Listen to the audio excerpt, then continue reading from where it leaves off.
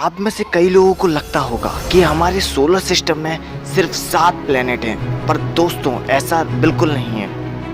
मैं आपको बता दूं, प्लूटो के बाद भी हमारे सोलर सिस्टम का इतना ज़्यादा विस्तार है जितना आपने सोचा भी नहीं होगा।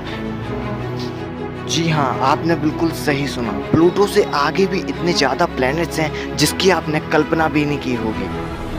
और मैं आपको बता दूं, सूरज से प्लूटो तक की दूरी 5.9 बिलियन किलोमीटर है, और जबकि हमारे ज्ञात प्लैनेट की दूरी 143.7 बिलियन किलोमीटर है, और हमारे सोलर सिस्टम का डायमीटर 287.4 बिलियन किलोमीटर है।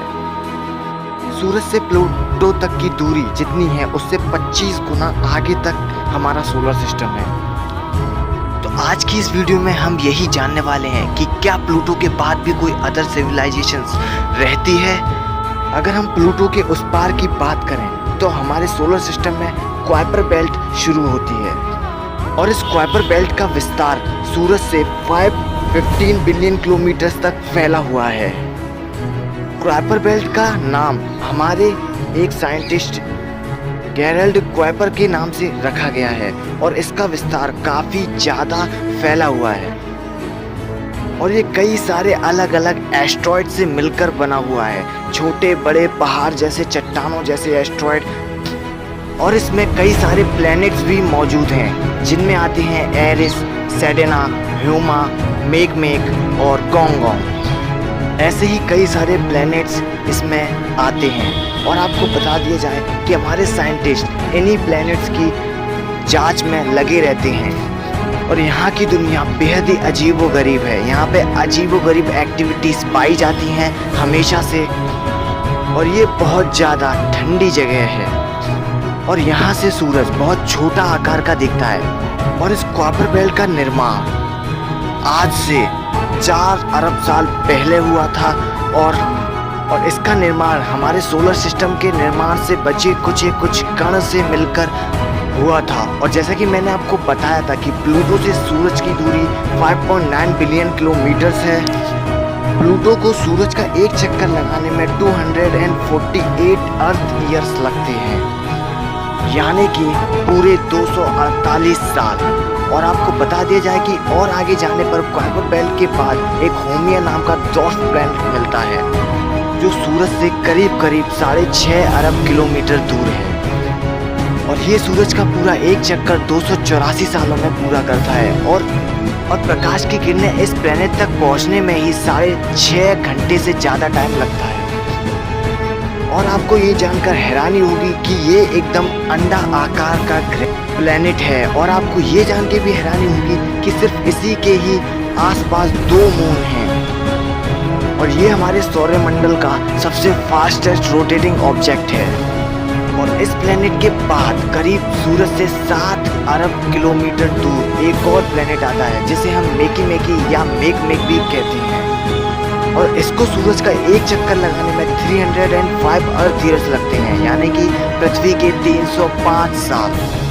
और अगर हम थोड़ा और आगे की ओर बढ़ेंगे तो हमें एक और प्लैनेट नज़र आएगा जिसे हम ड्वार्फ प्लैनेट एरिस कहते हैं, और ये प्लैनेट सूरज से 10 अरब किलोमीटर से भी ज़्यादा दूरी पर स्थित है, और इसको सूरज का एक चक्कर लगाने में 558 ईयर्स लगते हैं, यानी कि पृथ्वी के हिसाब से 558 साल।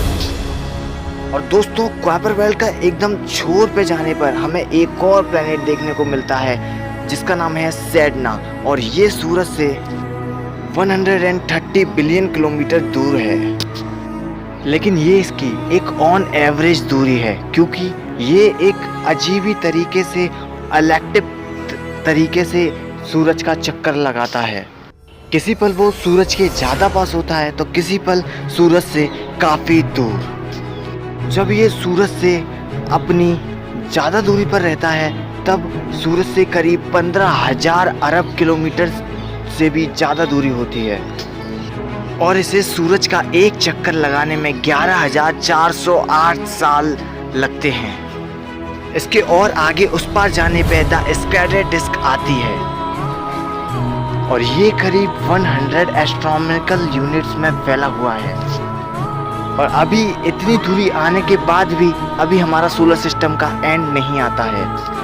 और दोस्तों आपको बता दिया जाए कि सूरज बहुत ही बड़ा और बहुत ही विशाल एक अपने आसपास सोलर सिस्टम का मैग्नेटिक फील्ड प्रोड्यूस करता है, जो काफ़ी दूर तक फैला हुआ है। और ये मैग्नेटिक फील्ड जहाँ तक फैले हुए हैं उस एरिया को हम द हेलियोस्फीयर कहते हैं।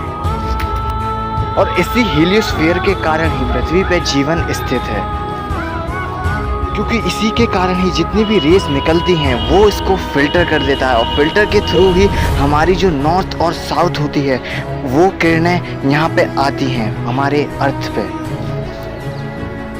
और जहाँ तक हेलियोस्फीयर के कारण सूर्य का विस्तार है वहाँ तक अपना सोलर सिस्टम माना जाता है।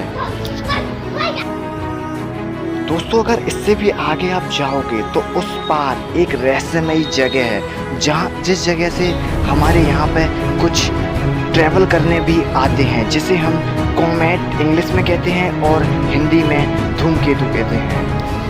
और दोस्तों इनमें से ऐसे भी कॉमेट यानी कि धूमकेतु होते हैं जो इस काइपर बेल्ट में से आते हैं। और जितने भी बाकी के जो लॉन्ग पीरियड कॉमेट्स होते हैं वो दूर की रहस्यमयी जगह से आते हैं। और दोस्तों ऐसे कॉमेट पृथ्वी पे आते रहते हैं और ये कॉमेट लाखों साल बाद, हजारों साल बाद स्पेस में ट्रेवल करते रहते हैं। और जहाँ से ये कॉमेट आते हैं उसे हम ऑर्बिट क्लाउड कहते हैं। वीडियो अच्छी लगी हो तो लाइक कर देना। ऐसे ही यूनिक वीडियोस और फैक्ट के लिए चैनल को सब्सक्राइब करके बेल आइकन जरूर प्रेस करें।